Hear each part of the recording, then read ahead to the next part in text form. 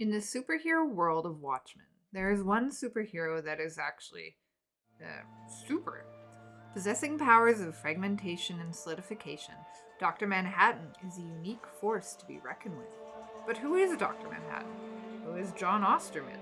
And what lines of dialogue expose the great depths of this godlike man? Hello everyone, I am your host Jacqueline Nicole, and in today's video we are going to take an in-depth look at Dr. Manhattan. In Watchmen, one of the main characters we follow is Dr. Manhattan. He's a man that developed special powers in the most comic book hero type way, and is now employed by the government as a secret weapon. But he's not so secret, so maybe he's more of a checkmate weapon rather than like a secret weapon? Dr. Manhattan possesses the powers to fragment objects, which in raw power just explodes people. The power to rearrange, expand, and create, and even though he says he has the power to see the future, that one is questionable.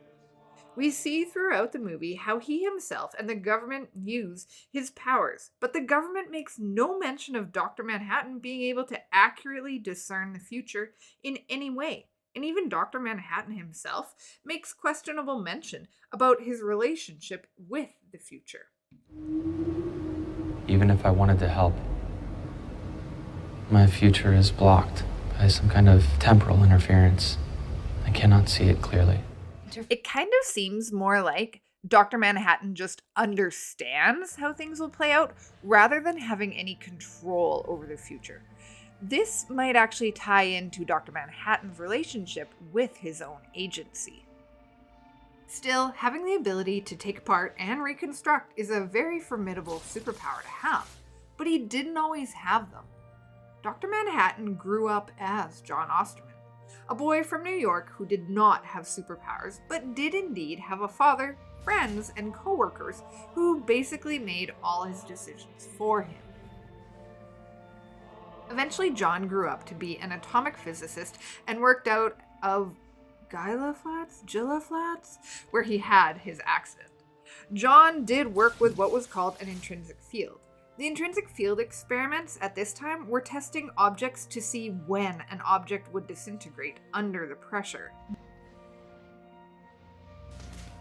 Jon eventually gets locked within the intrinsic field incubator, and his intrinsic field gets tampered with, resulting in Jon exploding, and eventually his ghost reconstructs his body, but not only as his original self, but as an improved upon version.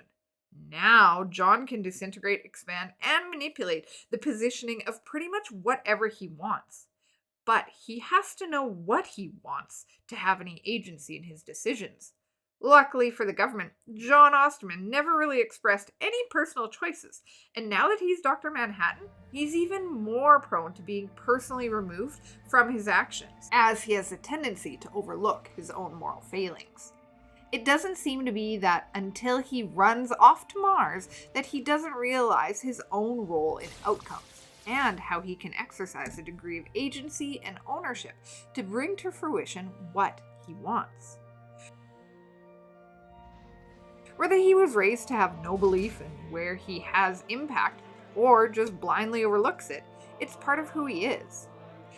And the totality of being a priceless possession but waking up to the understanding of the role one plays in the world and the reality of the way things are is what is expressed in one of Dr. Manhattan's lines. Overlooked, scientific, and the production of value is perfectly captured on page 121 of the graphic novel. While on Mars and surveying what has happened in his past, he says, "Supernovas are where gold forms, the only place. All gold comes from supernovas."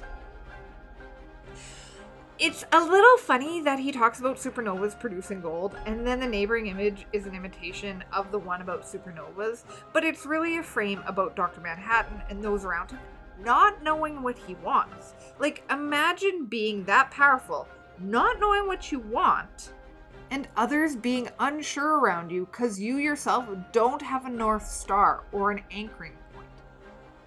So, what is a supernova? In simple terms, it's an explosion of a star. It's when a massive star runs out of fuel in its core. The core then collapses under its own weight, and it creates shock waves that blast the outer parts of the star outward, away from its broken down core.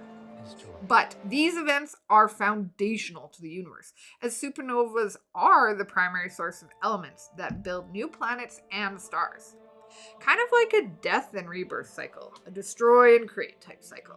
As much as Dr. Manhattan inadvertently destroyed, from the ruins of that destruction came new life.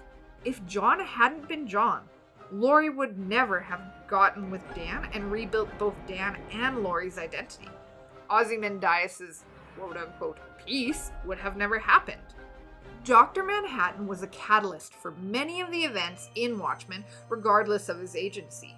Without him, the plot would not have happened, and it would never have been realized that the way this world has turned out is nothing short of turning air into gold.